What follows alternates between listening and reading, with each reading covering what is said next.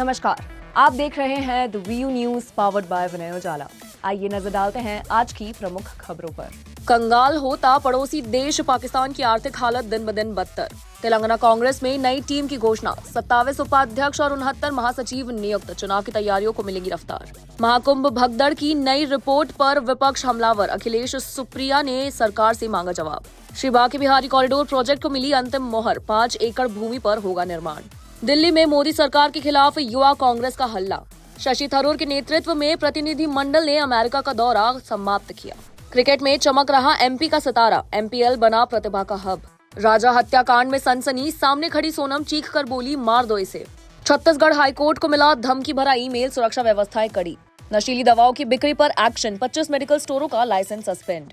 भोपाल में धर्मांतरण रैकेट का पर्दाफाश, गरीबों को लालच देकर ईसाई मिशनरी पर कार्रवाई।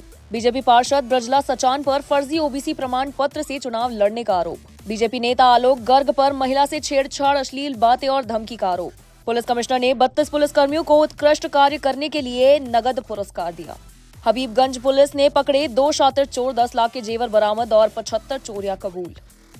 इंदौर पुलिस कमिश्नर ने 32 पुलिसकर्मियों को आपराधिक गिरफ्तारी और अवैध हथियार, मादक पदार्थों की जब्ती के लिए सम्मानित किया। इंदौर पुलिस कमिश्नर श्री संतोष कुमार सिंह ने उत्कृष्ट कार्य करने वाले 32 पुलिसकर्मियों को प्रशस्ति पत्र और नगद पुरस्कार से सम्मानित किया। पलासिया स्थित कार्यालय में आयोजित साप्ताहिक पुरस्कार कार्यक्रम में पुलिसकर्मियों को अपराधियों की गिरफ्तारी, अवैध हथियार और मादक पदार्थ जब्त करने जैसे कार्यों के लिए सराहा गया। अतिरिक्त पुलिस आयुक्त श्री अमित सिंह ने भी पुलिसकर्मियों का हौसला बढ़ाया है। ये पहल बेहतर पुलिसिंग और कर्मचारियों में उत्साह वर्धन के लिए शुरू की गई है, जिसमें उत्कृष्ट कार्य करने वालों को नियमित सम्मानित किया जाएगा। भोपाल के सुख सेवनिया में ईसाई मिशनरी पर धर्मांतरण का आरोप, मजदूर को लालच देकर दबाव। पुलिस ने कालूराम गोंड को गिरफ्तार किया है, मामला दर्ज। भोपाल के सुखी सेवनिया क्षेत्र में धर्मांतरण का मामला सामने आया है। मजदूर अनिल कुशवाहा को पैसे और दुकान का लालच देकर धर्म परिवर्तन के लिए दबाव बनाया गया। पीड़ित की शिकायत पर पुलिस ने आरोपी कालूराम गोंड को गिरफ्तार किया। हिंदुवादी संगठनों ने छापा मारकर खुलासा किया कि स्लम क्षेत्र की झोपड़ियों में ईसाई मिशनरी गरीब लोगों को प्रलोभन देकर धर्म परिवर्तन करा रही थी। 50,000 रुपए, मुफ्त शिक्षा और चिकित्सा जैसे लालच दिए जा रहे थे। पुलिस ने मध्य प्रदेश धार्मिक स्वतंत्रता अधिनियम 2021 के तहत मामला दर्ज किया है। थाना सुखी सेवनिया अंतर्गत एक थाने के पीछे एकता नगर करके एक बस्ती है, जहाँ पे अनिल कुशवाहा निवासरत है। वहाँ कालूराम गौड़ जो है वो भी निवास करता है और उससे बात हुई होगी कि यदि तुम इस बाइबल पढ़ने का और ईसाई धर्म को अपना लो, तो उनको कुछ लोभ लालच देने की बात सामने आई है। उसी को करते हुए हमने FIR थाने में दर्ज की है। भोपाल की बीजेपी पार्षद ब्रजला सचान पर फर्जी ओबीसी प्रमाण पत्र से चुनाव लड़ने का आरोप। ममता शैलेश सेन की शिकायत पर कलेक्टर ने कार्रवाई का आश्वासन दिया। भोपाल के वार्ड 31 की बीजेपी पार्षद ब्रजला सचान पर फर्जी ओबीसी प्रमाण पत्र के जरिए चुनाव लड़ने का आरोप लगा है। ममता शैलेश सेन ने कलेक्टर जन सुनवाई में शिकायत की कि ब्रजला ने 2025 में वार्ड 24 से चुनाव लड़ा और हार गई। तब उनका जाति प्रमाण पत्र फर्जी घोषित करने के लिए छानबीन समिति में प्रकरण दर्ज हुआ। शैलेश सेन ने आरोप लगाया है कि ब्रजला का प्रमाण पत्र उनके पति के नाम से बना, जबकि वो पिता के नाम से बनना चाहिए। कलेक्टर और टीटी नगर एसडीएम ने जवाब मांगा, पर कोई अभिमत नहीं मिला। सेन ने एसडीएम पर 60 गांठ का आरोप लगाया है। कलेक्टर कौशलेंद्र विक्रम सिंह ने कहा कि मामला उनकी कोर्ट में आने पर कार्रवाई होगी।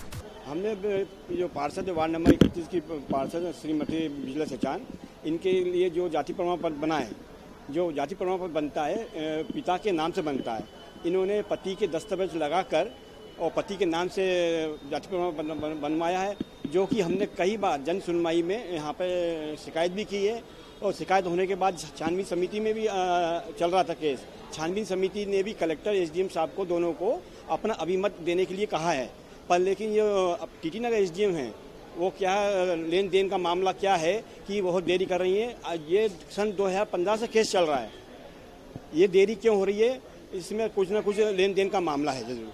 और ये छानबीन, ये जन सुनवाई हो रही है, ये एक नोटंकी साबित हो रही है। हमारे कोर्ट में केस आएगा, हम उस पर निराकरण करेंगे। एक उसकी प्रोसेस है, उस प्रोसेस के तहत ही अगर कोई गलत मामला पाया जाता है तो पार्षद पे कार्रवाई होती है। भोपाल के बीजेपी नेता आलोक गर्ग पर छेड़छाड़, अश्लील बातें और धमकी का आरोप है।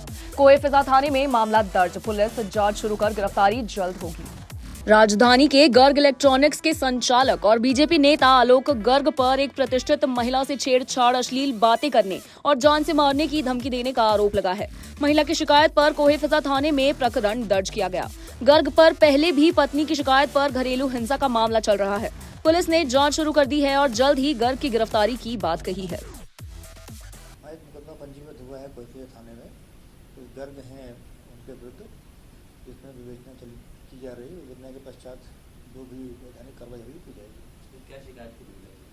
उसमें यही है कि उनको बार बार उनको फ़ोन करके धमकाते थे, उनको फ़ोन करके उनको अलग अलग प्रकार की बातें करते थे। भोपाल की हबीबगंज पुलिस ने 2 शातिर चोरों को गिरफ्तार किया है। 10 लाख के जेवर बरामद, 400 सीसीटीवी की मदद से पकड़े गए चोर।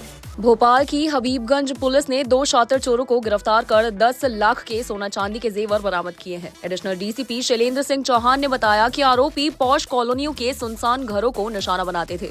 उनके खिलाफ शहर के थानों में अब तक 75 चोरी के मामले दर्ज हैं। सबसे ज्यादा हबीबगंज थाने में। 400 सीसीटीवी कैमराओं की मदद से पुलिस ने आरोपियों को पकड़ लिया है। दोनों ने चोरी की वारदातें कबूल की है।